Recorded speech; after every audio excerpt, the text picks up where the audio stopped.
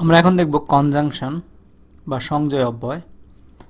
তো কনজাংশনের সংজ্ঞাটা হলো যে ওয়ার্ড দুই বা ততোধিক ওয়ার্ড বা সেন্টেন্সকে যুক্ত করে তাকে কনজাংশন বলে, মানে একটা সংযোগ তৈরি করে দেয় দুইটা ওয়ার্ড বা সেন্টেন্সের মাঝখানে, তাকে কনজাংশন বলে। তো পার্টস অফ স্পিচ, এখানে Saju and Suhel are good boy. Saju একটা নাউন, সুহেলও একটা নাউন, অ্যান্ড এই অ্যান্ডটা হচ্ছে এই দুটোর মধ্যে একটা সংযোগ তৈরি করে দিচ্ছে, তারা দুজনেই ভালো ছেলে। তো এরকম ওয়ার্ডকে আমরা কনজাংশন বা সংযোগ অব্যয় বলে থাকি। আমরা না, মানে ইংরেজি গ্রামারে বলে থাকে। তো কনজাংশন প্রধানত দুই প্রকারের হয়। এক হচ্ছে কোঅর্ডিনেটিং কনজাংশন, আরেকটা হলো সাবঅর্ডিনেটিং কনজাংশন। তো কোঅর্ডিনেটিং কনজাংশনটা কি? কোঅর্ডিনেটিং কনজাংশন যে কনজাংশন দুইটি সমজাতীয় সেন্টেন্স বা ইন্ডিপেন্ডেন্ট ক্লজ বা ওয়ার্ডকে যুক্ত করে তাকে কোঅর্ডিনেটিং কনজাংশন বলে। তো কন্ডিশন হচ্ছে দুইটি সমজাতীয় সেন্টেন্স বা ইন্ডিপেন্ডেন্ট ক্লজ। ইন্ডিপেন্ডেন্ট ক্লজ হচ্ছে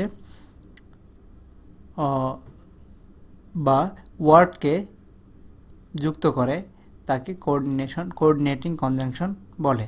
যেমন read or you will fail, এইটা ও অরটা হচ্ছে কোঅর্ডিনেটিং কনজাংশন, পড়ো অথবা ফেল করবে। দেন হচ্ছে আমাদের সাবঅর্ডিনেটিং কনজাংশন, যে কনজাংশন সাবঅর্ডিনেট ক্লজকে প্রিন্সিপাল ক্লজের সহিত যুক্ত করে তাকে সাবঅর্ডিনেটিং কনজাংশন বলে। বিফোর, দ্যাট, অ্যাজ, সিন্স ইত্যাদি ব্যবহার করা হয়। এগুলো হচ্ছে আমাদের এই কনজাংশন বলে, before, that, as, since.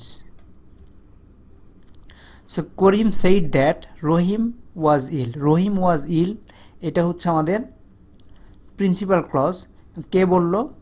Karim said. So এই দুইটা ক্লজকে সে যুক্ত করছে দ্যাটের মাধ্যমে, তার জন্য দ্যাটটা হচ্ছে সাবঅর্ডিনেটিং ক্লজ। তো এখন কোঅর্ডিনেটিং ক্লজকে আবার আমরা বিভিন্ন চার প্রকারে ভাগ করা যায়, বিভিন্ন প্রকারে দেখা যায়। কমুলেটিভ বা কপুলেটিভ কনজাংশন যেটাকে বলে, সেটা হচ্ছে ইহারা দুই বা ততোধিক কোঅর্ডিনেট মানে সমশ্রেণীয়, কোঅর্ডিনেট মানে সমশ্রেণীভুক্ত ক্লজকে যুক্ত করে। যেমন অ্যাজ ওয়েল অ্যাজ, এখানে যেগুলো ব্যবহার করা ছিল as well as, also and, both and.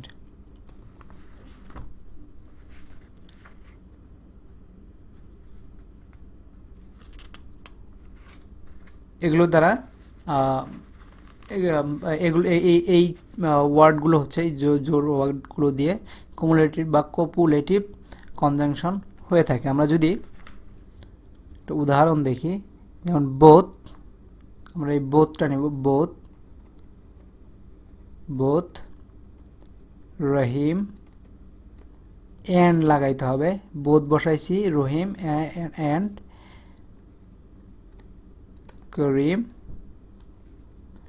went to school,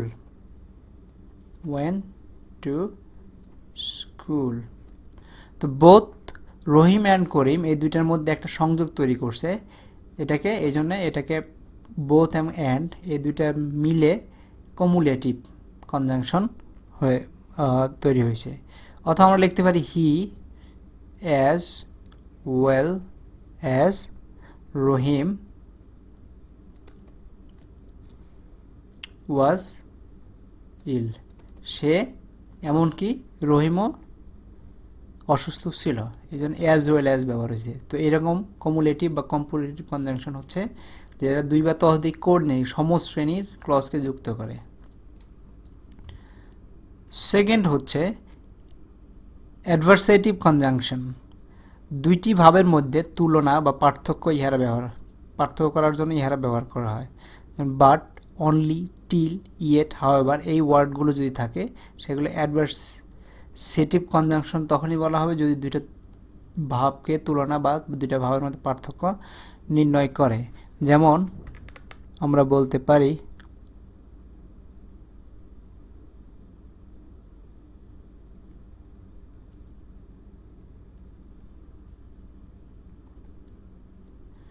এখন আমরা থার্ডটাকে দেখি। অল্টারনেটিভ কনজাংশন দুই ভাবের মধ্যে একটি বুঝাইতে ব্যবহার হয়, আইদার অর, নাইদার নর। তো neither he nor his brother did this work. আমরা লিখতে পারি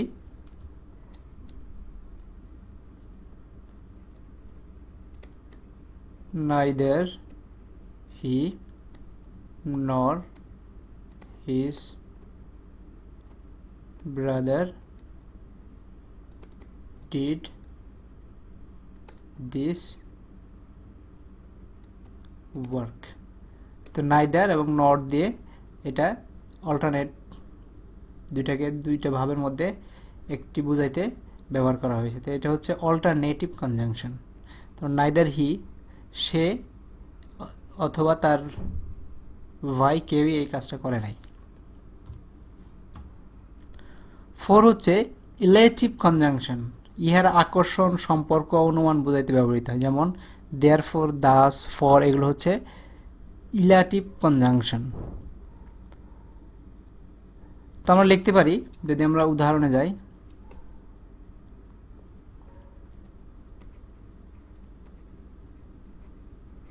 nobody trust him for he is